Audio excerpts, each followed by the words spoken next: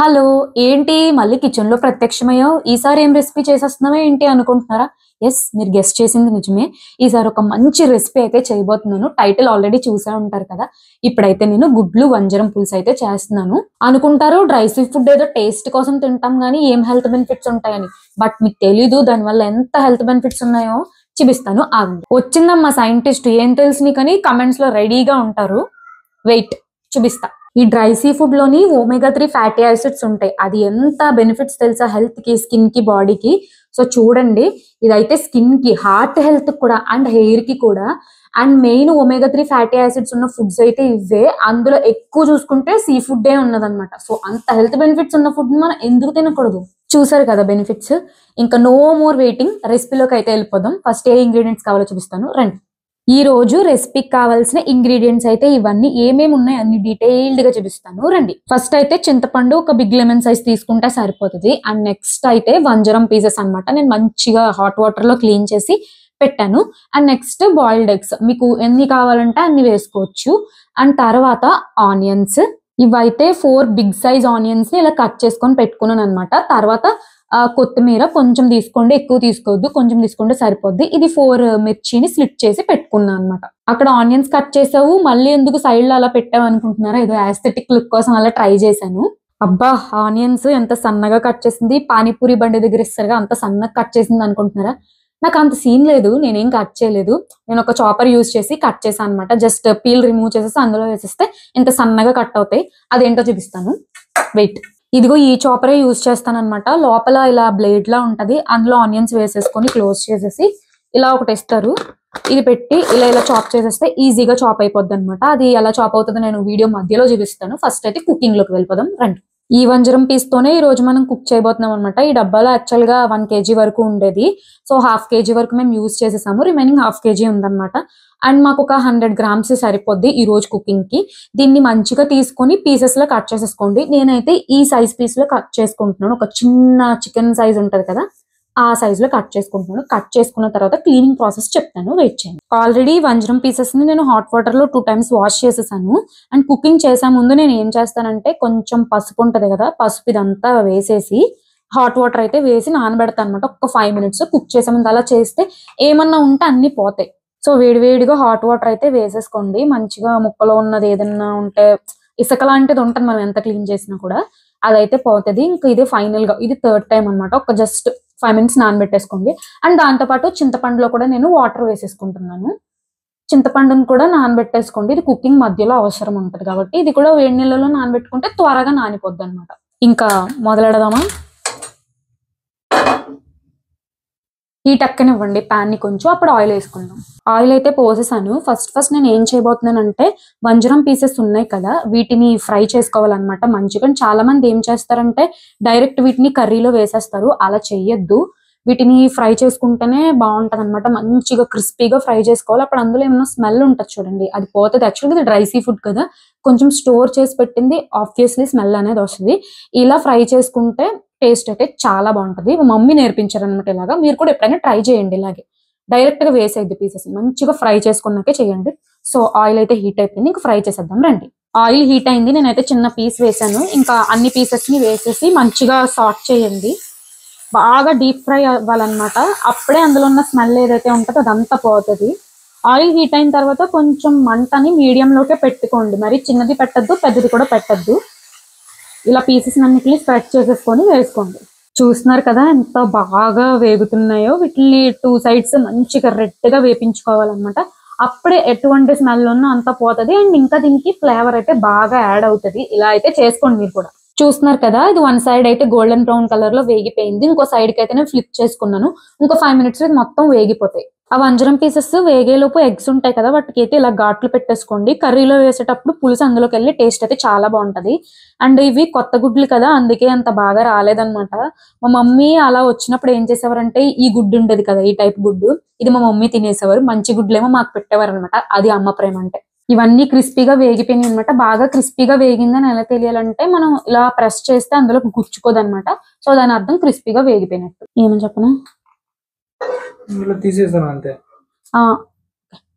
వీటిని తీసేసి పక్కకు ఉంచుకోండి. ఆ తర్వాత ఎగ్స్ ఉన్నాయి కదా, అవి కూడా ఫ్రై చేసుకోండి. అంటే కొంతమంది ఫ్రై చేసుకుంటారు, కొంతమంది చేసుకోరు. నాకు చేసుకోవడం ఇష్టం, మీకు లేదంటే స్కిప్ చేసేయచ్చు ఆ స్టెప్ ని. అదే పాన్ లోని ఎగ్స్ ని అయితే ఫ్రై చేసేద్దాము. కొంచెం చిన్న మంటలో పెట్టుకోండి, లేదంటే ఎగ్స్ పేలుతాయి అన్నమాట. జాగ్రత్తగా ఫ్రై చేసుకోండి. మీకు ఇష్టమైతే ఫ్రై చేసుకోవచ్చు, ఇఫ్ నాట్ అవాయిడ్ చేసేయండి, ఏం పర్లేదు. బట్ నాకు ఇలా ఎగ్స్ ఫ్రై అయితే టేస్ట్ నాకు ఇష్టం, అందుకే ఫ్రై చేసుకుంటాను. గుడ్లు మంచిగా వేగిపోయినాయి, వీటిని తీసేసుకొని పక్కకు పెట్టేసుకోండి. దీని తర్వాత ఇంకా నెక్స్ట్ ప్రాసెస్ లోకి అయితే వెళ్ళిపోతాం.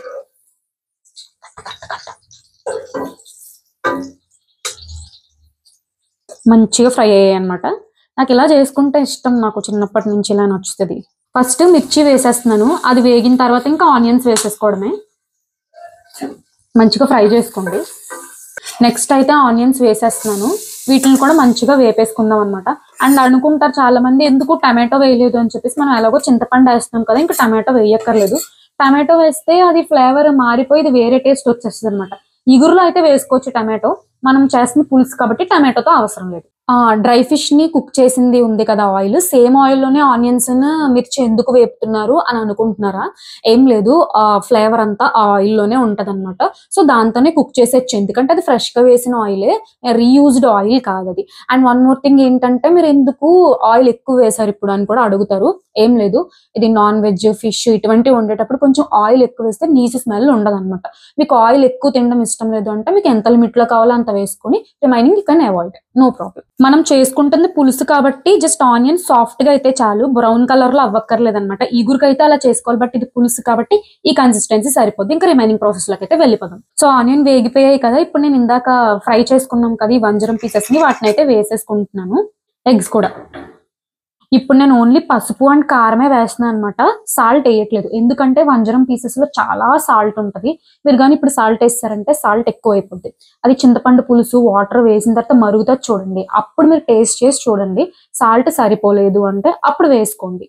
పసుపు కారం కూడా మీకు ఎంత కావాలో అంత వేసుకోండి. నేను జస్ట్ 1 స్పూన్ వేసుకుంటున్నాను, నేను ఎక్కువ కారం తినను కాబట్టి. ఈ కారం పసుపు మొత్తం ఆనియన్స్ కి ఎగ్స్ కి ఫిష్ కి మొత్తం పట్టేలా వేపేసుకోండి. అప్పుడు కొంచెం వేగిందనగా అప్పుడు చింతపండు పులుసు వేసేసుకోవాలన్నమాట. అదైతే వేగుతుంది, చింతపండు పులుసుని కలిపేసుకొని వేసేసుకుందాం. ఇంకా చింతపండు పులుసు వాటర్ వేసుకుని లాస్ట్ లో కొత్తిమీర వేసుకుంటే దట్స్ ఇట్, ఓవర్. అంతే కుకింగ్, ఇంకేం లేదు. జస్ట్ 10 minutes రెసిపీ అని చెప్పాను కదా, ఎంత ఈజీగా చూడండి. చింతపండు పులుసు అయితే మొత్తం పులుసులో వేసేస్తున్నాను అనమాట. మళ్ళీ ఇంకొంచెం వాటర్ వేసుకొని మళ్ళీ కొంచెం పిసుక్కొని వేసేసుకోండి అనమాట. ఆ మిగిలిన చింతపండులో కూడా కొంచెం వాటర్ వేసుకొని ఇది కూడా నేను వేసేస్తున్నాను అనమాట. అంతే, ఇంకా బ్యాచిలర్స్ కి ఇది చాలా ఈజీ కుకింగ్. అండ్ ఎవరైతే ఆఫీస్కి వెళ్ళాలి ఫాస్ట్ కుక్ చేసేసుకోవాలి అనుకుంటున్న వాళ్ళు కూడా చాలా easy recipe, as well as healthy కూడా. ట్రై చేయండి తప్పకుండా.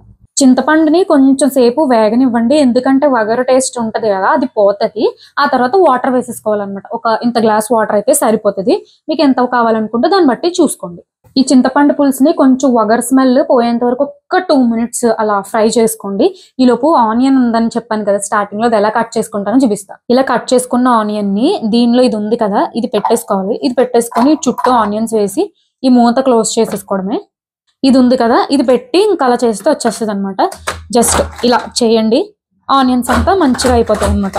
నాకు ఇది చాలా యూజ్ఫుల్ అవుతుంది. నేను ఎక్కడ కొన్నాను అనేది లింక్ మర్చిపోయాను, బట్ నేనైతే చెప్తాను.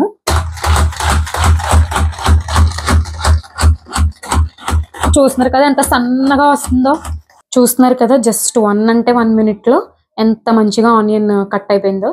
దీని లింక్ నాకు గుర్తులేదు, ఎక్కడ కొన్నానో, అమెజాన్ లో కొన్నానో ఫ్లిప్కార్ట్ లో కొన్నానో ఐడియా లేదు. బట్ అయితే నా ఆర్డర్స్ లోకి వెళ్ళి చూసి లింక్ అయితే ప్రొవైడ్ చేస్తాను, ఎవరికైనా యూజ్ అయితే కొనుక్కోండి. ఐ థింక్ బ్యాచిలర్స్ కి అయితే యూజ్ అవుతుంది అనమాట. నాకు కూడా ఇది ఎంత బాగా యూజ్ అవుతుందో, ఆఫీస్ కి సడన్ గా వెళ్లాల్సి వస్తుంది, అప్పుడు టైం ఉండదు, ఫాస్ట్ కుక్ చేసుకోవాల్సిన టైంలో ఇది బాగా హెల్ప్ అవుతుంది అనమాట. వాటర్ వేసాను కదా, ఇప్పుడు సాల్ట్ సరిపోయిందో లేదో చూస్తాను. ఫిష్ లో ఉన్న సాల్ట్ దిగుతుంది, అది సరిపోయింది అంటే ఓకే, లేదు అంటే మీకు ఎంత కావాలంటే అంత వేసుకోండి. సాల్ట్ దిగింది, జస్ట్ ఇంత రవ్వ పడుతుంది అంతే, సరిపోతుంది. అనవసరంగా ఆనియన్ కట్టింగ్ చూపించుదామని చెప్పేసి ఒక ఆనియన్ వేస్ట్ చేస్తాం అనుకుంటున్నారా, ఏం బాధపడకండి, ఆమ్లెట్ వేసుకొని తినేస్తా. పులుసు మరిగింది, పైన కొత్తిమీర ఎలా జల్లేసుకొని ఒక్క 3 minutes మూత పెట్టేసుకొని దించేసుకుంటే ఇంకా రెడీ. చెప్పా కదా ఆనియన్స్ వేస్ట్ చేయొద్దని చెప్పి ఆమ్లెట్ వేసుకుంటా అని, సుమా ఏది వేస్ట్ చేయదు. ఆమ్లెట్ అయితే వేసేసుకుంటున్నా, చూడడానికి చాలా సాటిస్ఫైయింగ్ గా ఉంది కదా, నాకైతే భలే తినాలనిపిస్తుంది. So flip చేసేసుకుంటాం. ఫ్లిప్ సరిగ్గా రావాలి, దేవుడా దేవుడా దేవుడా. యా బానే వచ్చింది. ఇటువంటి దోసలు ఆమ్లెట్లు వేసుకున్నప్పుడు చుట్టుపక్కల ఎవరు లేనప్పుడు బాగా వస్తాయా? ఎవరైనా మన సరౌండింగ్ నుండి మనల్ని అబ్జర్వ్ చేస్తూ ఉంటారు చూడండి, అప్పుడు విడిపోతే ఇవి ముక్కలు ముక్కలుగా. కానీ ఈసారి ఏంటో బాగా వచ్చింది. Omelette ready. ఇంకా అన్నం పెట్టుకొని పులుసేసుకొని ఇంకా తినడమే అంతే. కర్రీ రెడీ అయిపోయింది. స్టవ్ ఆఫ్ చేస్తా. ఓపెన్ చేసి చూద్దామా ఎలా ఉందో. చూస్తున్నారు కదా, భలే ఉంది. తినడానికి ఎలా ఉంటుందో చూడాలి. Curry ready, omelette ready and rice కూడా రెడీ. ఇవన్నీ ప్లేట్లో పెట్టుకొని కలుపుకొని తినాలి. టేస్ట్ ఎలా ఉందో చెప్తాను. కర్రీ వేసేసుకుంటున్నాను. కొంచెం ఎగ్ పులుసు అండ్ పైన వంజరం పీసెస్ అనమాట. ఇగో వంజరం పీసెస్ వేసుకుంటున్నా. చాలా బాగుంటది. టేస్ట్ చేసి చెప్తాను ఎలా ఉందో. Plate full of magic. తినడమే ఇంకా లేట్. అబ్బా నోరు ఊరిపోతుంది. కలుపుకొని తింటాను. వేడి వేడిగా ఉంది. ఇప్పుడే రైస్ కూడా అయ్యిందా. ఇలా వేడిగా తింటేనే బాగుంటది. మీరు కూడా ట్రై చేయండి ఇలాగే ఎప్పుడైనా. అన్నం కలుపుకొని ఈ వంజరం పీస్ ఉంది కదా, అది పెట్టి ఇందులో